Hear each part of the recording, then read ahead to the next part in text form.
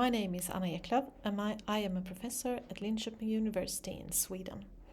I work at the division of ecological and environmental modeling, and the focus of my research is ecological networks, how they are structured and how they are functioning, and also how they respond to disturbances. I am also the co-founder and CEO of a company called Luttra Interactive.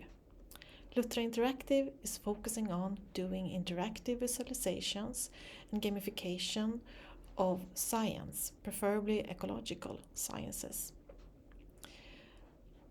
I want to show you one of our products that is aiming for presentation at science centers, museums and zoos, for example. This is called EcoWeb and focuses on describing ecological networks and let the user play around with it and get an understanding of the importance of biodiversity.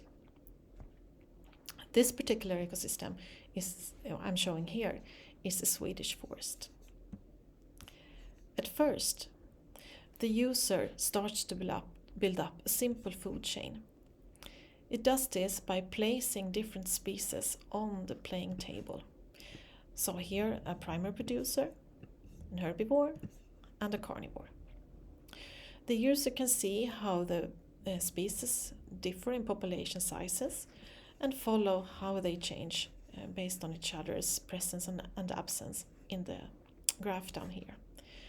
The user can remove a species and see how the other species reacts to that. In the next step, the user builds up a food web instead. So in this case, two coupled food chains.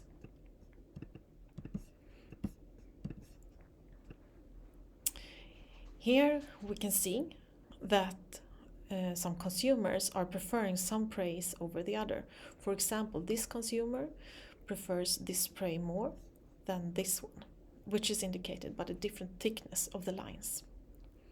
Also here, the user can elaborate and remove species and see how the other species are changing in abundance in response to that. Here are only predator-prey interactions shown, but we can also show other types of interactions. For example, mutualistic interactions. We are still in the Swedish forest. So here we have a plant community consisting of 3 different berries. Those have 0 abundances now because there are no pollinators in the systems that can make them grow. But if the user adds pollinators to the system, the user will see how the berries actually starts to grow.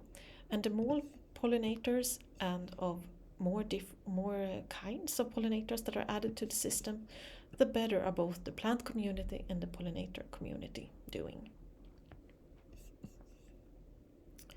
A third example of the type of interaction we can visualize is competition. In this case, it's a simplified version of competition where plant species compete for sunlight. If we start by adding the blueberries, we see that this grows to a pretty high abundance. If we add a fern species, that will actually put some competition on the blueberry as it takes some sunlight and put shades over the blueberries. If we add a third species, in this case the spruce, it shades both the other species even more, and the spruce gets the highest abundance, whereas the other gets lower abundance because they can't have equal amount of sunlight.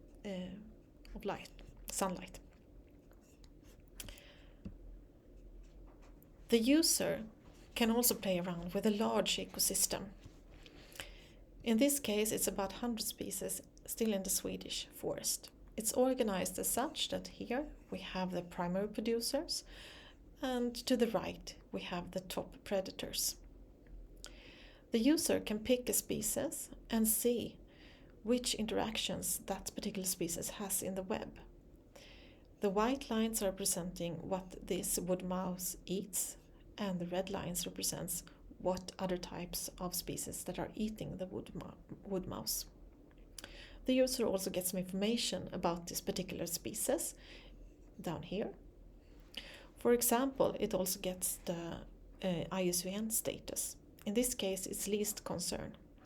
If we click here, we can see which other species in the full network that are of least concern.